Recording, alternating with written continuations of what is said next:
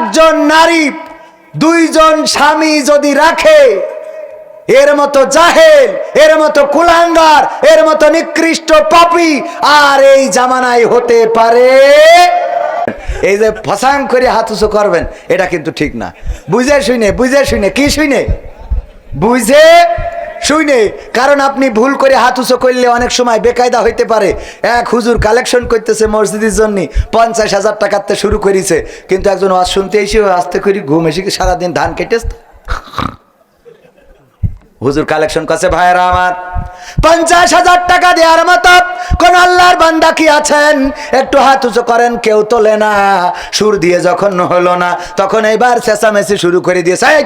50,000 টাকা দেওয়ার মতো একজনও কি নাই? হাত উঁচু করেন। ঘুমিতে উঠে পরে শোনে হাত উঁচু করতে, বসে আছে হাত উঁচু। নাম কি? মিস্টার ওবায়দুল কাদের। আল্লাহ ওবায়দুল কাদের 50,000 টাকা তোমার ঘরের জন্য দান করলো আল্লাহ। তার বাবা, দাদা, দাদি, নানা, নানি, 14 গোষ্ঠী যারা মারা গেছে গো আল্লাহ, তুমি তাদের কবর জান্নাতের বাগান বানাও, পরকালে ফুলসিরাত সহজ করে দিও আল্লাহ, জান্নাতের মধ্যে ঘর বানায় দিও। ও বলছে, আমার তো কালকে 1 প্যাকেট আকিস বিড়ি কিনবো, তাও টাকা নেই। কিন্তু বলার তো উপায় নেই, দোয়া যেহেতু হয়ে গেছে। পরের দিন আমার মাওলানা সাহেবের কাছে এসে বলছে, হুজুর গো, ও গো হুজুর জাকাতুল্লাহ সাহেব, গতকাল যে মাহফিল হলো আপনি তো সভাপতি ছিলেন, দেখেন সারাদিন ধান কুপাইছি, আমার খুব কষ্ট হয়ে গেছে, হঠাৎ করে ঘুমায় পড়েছি। হুজুর বলেছে 50,000 টাকা কিরা দিবা, হাত উঁচু করেন। আমি আগের লাইন শুনিনি, পরের লাইন শুনে হাত উঁচু করে বসে আছি।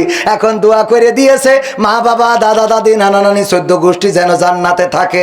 আমার তো হুজুর বিড়ি কিনারও টাকা নেই। ও গো হুজুর, আমি যদি দিতে না পারি, তাহলে এখন মা বাবা, দাদা দাদির কে আবার জান্নাতে বের করে নিয়ে আসবে নাকি? বেকায়দা না ভাইয়েরা আমার? এই জন্য হাত উঁচু করার সময় সচেতন থাকার দরকার আছে না নাই? তাইলে এখনকার পোলাপান, এখনকার যুবক কিশোর যারা ভুল পথে যায়, ও আমার ভাইয়েরা, একজনও কি আছেন এখানে ভুল পথে যান? লাইলাতুল ফেব্রুয়ারিতে ইবাদত করেন, আছেন কেউ? আছেন? একজনও নেই। সব তো ভালো মানুষ, পীর সাহেব, আল্লাহর ওলি। এই পাশে দাঁড়ানো যুবকেরা মনে মনে হাসতেছে, বলছে হুজুর আমি কি পীর তা আমি জানি। ঠিক না বেঠে? আল্লাহ পবিত্র কোরআনের সূরা তাহার 55 নম্বর আয়াত বললেন, মিনহা খলাকনাকুম ওয়া ফিহা নুঈদুকুম ওয়া মিনহা নুখরিজুকুম তারাতান উখরা। এই কথাটার অর্থ হলো, আল্লাহর বান্দাকে আমরা সাবধান করছি, ও আল্লাহর বান্দা, এই মাটি থেকে তোমাকে সৃষ্টি করা হয়েছে, আবার এই মাটিতে ঢুকিয়ে দেওয়া হলো, আবার একদিন এই মাটি থেকে তোমাকে জীবন্ত করে ওঠানো হবে। এই কথা বলি আমরা কোথায়? মাটি দেওয়ার সময়। আচ্ছা বলেন, ওই কবরবাসীর এই কথা যে বললাম, এই আল্লাহর বান্দা তোর মাটিতে বানাইছে, মাটিতে ঢুকাবে, মাটিতে উঠাবে, ওর কি আর এই কথা শুনে কোনো লাভ আছে? কেন লাভ নেই?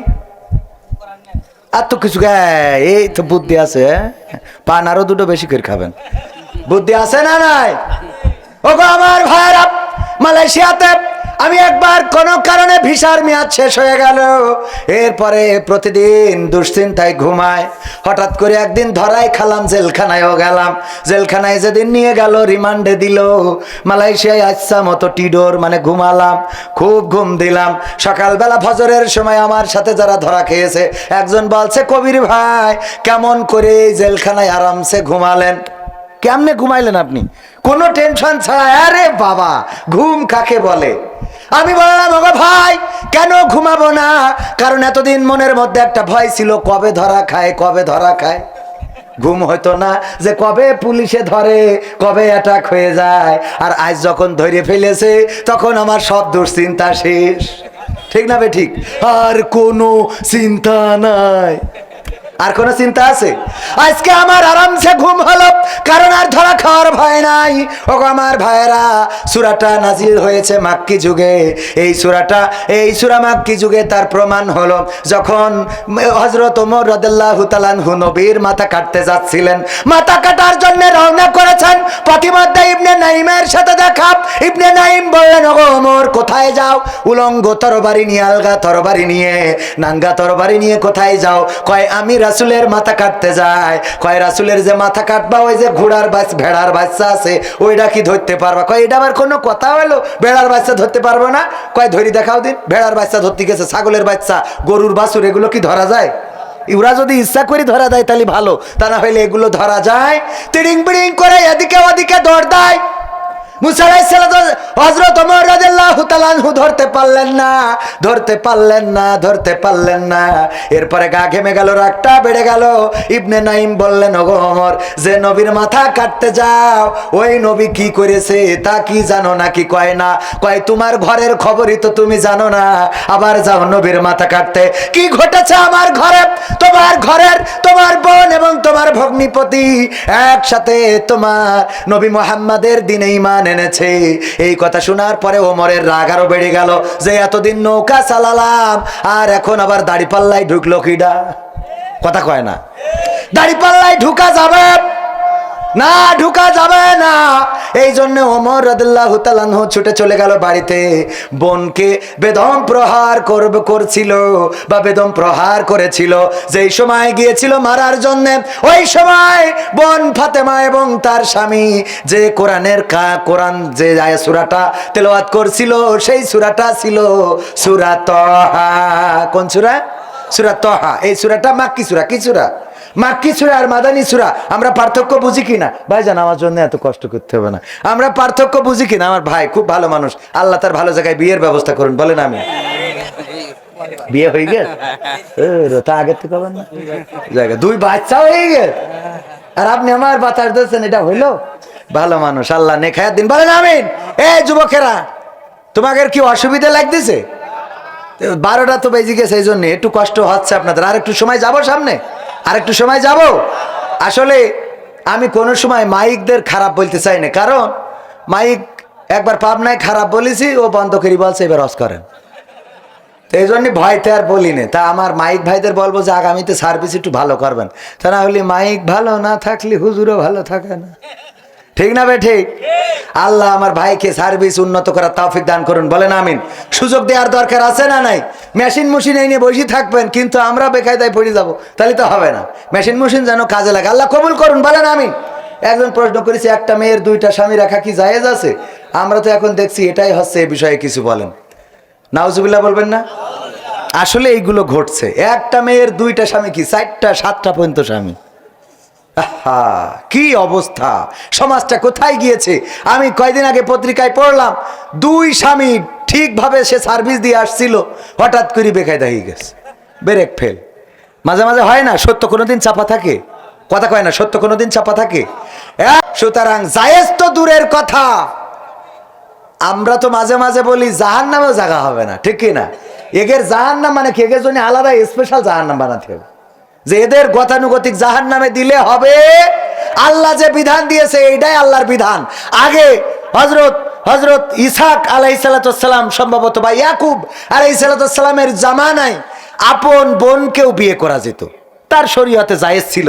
মুসা আলাইহিস সালামের শরীয়তে শুকর খাওয়া জায়েজ ছিল, খিনজির জায়েজ ছিল। আমাদের শরীয়তে যেটা নাই সেটা করা যাবে, আমাদের শরীয়তে যেটা নাই সেটা করা যাবে না কোনোভাবে। আমাদের শরীয়তে মেয়ে একাধিক স্বামী রাখতে পারবে, একাধিক স্বামী রাখতে পারবে না। যে আমি কয়েকটা গান শোনাবো, কিন্তু এই ওয়াজটা সবাই শেখা দরকার, যে মিনহা খলাকনাকুম ওয়া ফিহা নুঈদুকুম ওয়া মিনহা নুখরিজুকুম তারাতান উখরা। আমরা এই আয়াতটার সাথে অবিচার করছি, কোথায় পড়ার কথা কোথায় পড়ছি, কবরে যেয়ে পড়ছি, অথচ ওই মুর্দা আর ওর সাবধান হওয়ার কোনো সুযোগ আছে? এই আয়াত কেন নাজিল হলো? তৎকালীন জাহেলেরা তারা মুসা আলাইহিস সালাম এবং ফিরাউনের জীবন সম্বন্ধে জানতে চাইলো। আল্লাহ এই সূরার মাধ্যমে জানিয়েছেন। এই সূরার অধিকাংশ আলোচনা ফিরাউন এবং মুসাকে নিয়ে। আল্লাহ রাব্বুল আলামিন এই আয়াত প্রথমে দিয়েছিলেন মুসা আলাইহিস সালামের কাছে। মুসাকে বললেন, যাও ফিরাউনকে সাবধান করো, সে তো বর্ডার ক্রস করেছে, বাউন্ডারি ক্রস করেছে। মুসা আলাইহিস সালাম বললেন, ওগো আল্লাহ, ফিরাউনকে যে সাবধান করব, যদি আমার কথা না শোনে কিভাবে সাবধান করব? আল্লাহ বললেন, তুমি তাকে মুজিজা দেখাবা। কি মুজিজা? তোমার হাতের লাঠি ছেড়ে দিবা, সাপ হয়ে যাবে, হাত বগলের মধ্যে ঢুকাবা আর বের করবা, জলজল করতে থাকবে, আবার বগলের মধ্যে ঢুকাবা, ওই হাত আলোটা বন্ধ হয়ে যাবে, নূরের প্রদীপ নিভে যাবে, এইভাবে তুমি তাকে দেখাবা। বলছে যদি তারপরেও না শোনে তাইলে আল্লাহ কি করব? তখন আল্লাহ রাব্বুল আলামিন বললেন, তখন তুমি তারে সুন্দর করে বুঝাবা, মিনহা খালাকনাকুম ওয়া ফিহা নুঈদুকুম ওয়া মিনহা নুখরিজুকুম তারাতান নুখরা। বুঝা গেছে তো? কনে পাওয়ারটা আয়াতে বুঝতে পারিছেন? পাওয়ারটা কথা কয় না, বুঝতে পারিছেন? তার মানে কনে বলা লাগবে, যখন আমার শেখ হাসিনা আলেম ওলামাদেরকে নির্যাতন করা শুরু করলো, মামলা দেয়া শুরু করলো, গ্রেফতার করা শুরু করলো, তখন এই আয়াত শেখ হাসিনার কানের কাছে যেয়ে বলা লাগবে, মিনহা খালাকনাকুম ওয়া ফিহা নুঈদুকুম ওয়া মিনহা নুখরিজুকুম তারাতান উখরা। ওগো আল্লাহর বান্দা, ওগো আমার শেখ হাসিনা, কলিজার টুকরা, কেন তুমি এমন জুলুম করো, অন্যায় করো, আলেমদেরকে জেলে ভরো? কেন তুমি কোরআনের আন্দোলন যারা করে তাদের নামে মিথ্যা মামলা দাও, তাদের নামে কেস দাও, তাদের উপরে হামলা করো? তোমার লেলিয়ে দেয়া বাহিনী তাদেরকে মারে, ধরে, তাদেরকে পুলিশের কাছে সুপর্দ করে, রিমান্ডে নেয়, নির্যাতন করে, নিষ্পেষণ করে, প্যারোলে মুক্তি পাওয়ার পরেও হাতে হাত করা, পায়ে ডান্ডা বেড়ি পরা অবস্থায় জানাজায় দাঁড়াইছে না দাঁড়ায় নাই? গায়েবানা জানাজায় দাঁড়িয়েছে, ইমাম সাহেবকে বগলের মধ্যে হাত দিয়ে পুলিশ টেনে নিয়ে চলে গেছে, নামাজটাও ঠিক মতো পড়তে দেয় নাই। ঘটেছে না ঘটে নাই? এই কাজগুলো যারা করেছে তাদের কানের কাছে যে বলতে হবে, আল্লাহর বান্দা, এই মাটি থেকে তোমারে আল্লাহ বানাইছে, আবার মাটিতে ঢুকাবে, আবার একদিন এই মাটি থেকে তোমারে উঠাবে। সুতরাং এত অহংকার, এত পাওয়ার, এত ক্ষমতা কিসের তুমি বলো? কাকে বলা লাগবে? এরপরে বলা লাগবে কাকে? খেলা হবে। ওবায়দুল কাদেরকে বলা লাগবে, কিসের খেলা হবে বলো? কিসের খেলা হবে? তোমার কিসের ক্ষমতা, কিসের পাওয়ার? এত নির্যাতন, এত নিষ্পেষণ, এত হামলা, এত মামলা, এত অহংকার, 16 বছর তো হয়েই গেল। তোমার এত পাওয়ার কিসের? আল্লাহ চাইলে 41 সাল জীবনে আসবে, কথা কয় না? 41টা দূরের কথা, 31 আসবে না। আমি মাঝে মাঝে বলি, কিসের ক্ষমতা দেখাও? আজকে যে হুমকি দিল, তোর দোকানের শাটার আমি বন্ধ করে দেব, কালকে দেখবেন হঠাৎ করে আমার আর্ধেক পড়ে গেছে। হয় না? হয় না? আজকে বলছে তোর শাটার আমি বন্ধ করি, ছেড়ে দেবো তোর, এই বইলে বাড়ি গেছে, হঠাৎ করে আর্ধেক পড়ে গেছে, বেশি পড়িনি। আচ্ছা, কি আমার এক পাশ চলছে, এই হাত আর নাড়ছে না। তুমি না ওই শাটার বন্ধ করতে, আমি আর পারবো না ভাই, তুই বন্ধ করে নিচ্ছে না। সত্যি বলছি না মিথ্যা বলছি? কিসের ক্ষমতা? সভাপতি সাহেব খারাপ লাগছে শুনে? ঠিক বলছি তো? এরপরে বলবেন কার? সভাপতির। কার? সভাপতি ধরেন অন্যায় করতেছে, জুলুম করতেছে, নিজের পর পিটায় বাড়ি পাঠাই দেস, এই করেন এরা, এই সভাপতি ধরেন কইল আর কি, কেউ আছে না নাই? সব তো পরহেজগার না। বলছে তুই পরহেজগার, আমি তো এটা বানি, কিন্তু তোর স্যান্ডেল ভাবির খাটের তলে কেন? কথা বোঝেননি? মানে ভাবির ঘরে গেছে ভাই থেকে বিদেশে, হঠাৎ লোকজন ধরিয়ে তাড়াতাড়ি বেড়া ফাঁক করে যেতে যায়, নামাজ বিষয়ে সিজদায় পড়ে রয়েছে, তাই নিয়ে তুলে বলছে ওঠ সিজদাতে। বলছে আমি পরহেজগার মানুষ, সিজদাতে উঠছিস কিরে? নামাজ পড়তে উঠলাম। হ্যাঁ, তা বলছে বাবা তুই পরেশগারে তো আমরাও বিশ্বাস করছি, কারণ এত লম্বা সিজদা, কিন্তু তো স্যান্ডেল ভাবির খাটের তলে কেন? এই দেখো মানে দৌড়তে যাই, সে পাই দিতে টাইম পাইনি। বোঝা গেছ তো? আছে না নাই? চেয়ারম্যান সাহেব বিচার করে ভাই, কলাচরের বিচার করে, কচুচরের বিচার করে, কলা চোরকে বলতেছে জানিস নাকি, দেখ আমরা তো ক্ষমতায়, যদি হুজুররা ক্ষমতায় আসতো তাইলে তোর এই কলা চুরির অপরাধে কোরআন দিয়ে হাতের কবজি কেটে দিত। হঠাৎ করে দেখা যায় ওই চেয়ারম্যানের আবার পুলিশ এসে দেখে ওর গুদম ঘরে তিরানের চাইল ঢুকোই বসে রয়েছে। আছে না নাই? কলা চুরির বিচার করে নিজের ঘরে নিজের গুদমে ত্রাণের চাল খাটের নিচেই ওই সয়াবিন তেল। আবার সেদিন দেখলাম মিডিয়ায় এক মহিলা বলতেছে কয় কোটি টাকা যেন পুলিশই ধরিয়েছে। বলছে বাবা আমি 10 টাকা 20 টাকা করে জমা করি, এই কোটি টাকা জমা করি। ওরে কুদা, ও 10-20 টাকা করে জমা করি কোটি কোটি টাকার মালিক।